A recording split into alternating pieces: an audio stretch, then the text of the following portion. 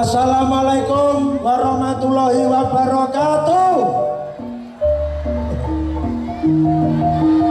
Kurang semangat kula baleni malih nggih. Assalamualaikum warahmatullahi wabarakatuh. Alhamdulillahirabbil alamin. Ingkang jawab salam kula dongane kathah rejekine.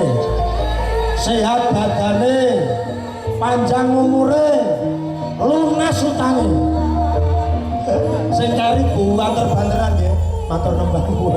Wassalatu wassalamu ala asrofil anbiya'i wa mursalin Sayyidina Muhammadin wa alihi washabihi ajmain amma ba'du. Ingkang kawula hormati sesepuh bini sepuh tokoh agama tokoh masyarakat wonten tlatah Slorok, ugi ingkang kawula hormati Bapak panitia, Bapak Ibu panitia, ingkang kawula hormati pemerintah Desa Slorok, Pak Lurah beserta stafipun, ugi ingkang kawula hormati Pak Camat, Sugeng Rawuh Pak, ingkang kawula hormati Bapak Kapolsek, Bapak Dan Ramil, ugi ingkang kawula hormati Karang Taruna, ugi ingkang kawula hormati Pak RT, Pak RW, Pak Kasun, ugi ingkang kawula hormati Kepala Desa sekecamatan ingkang dalu menika rawuh, ugi ingkang kawula hormati sedaya kemawon ingkang sami rawuh dalu menika.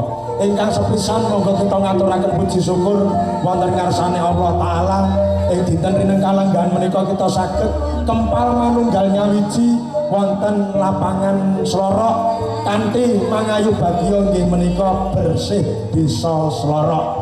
Mugi-mugi sabibaripun pargel dalu menika panjenengan sedaya tansah binaringan rejeki ingkang kathah barokah, binaringan kesehatan, binaringan rukun gemari palo jinawi. Allahumma sholawat salam boten kakalumpen katur kunjuk dumateng junjungan Nabi kita Nabi Muhammad sallallahu alaihi wasallam.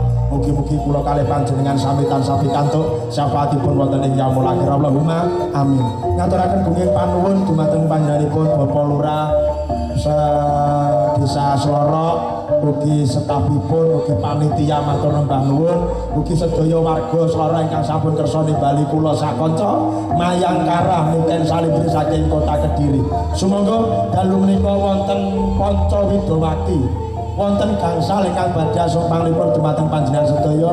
Bapak Ibu, sumangga dipun pirsani ngantos purnami adicara menika pasugatan saking kanca-kanca campur sari Mayangkara Muken Salibri.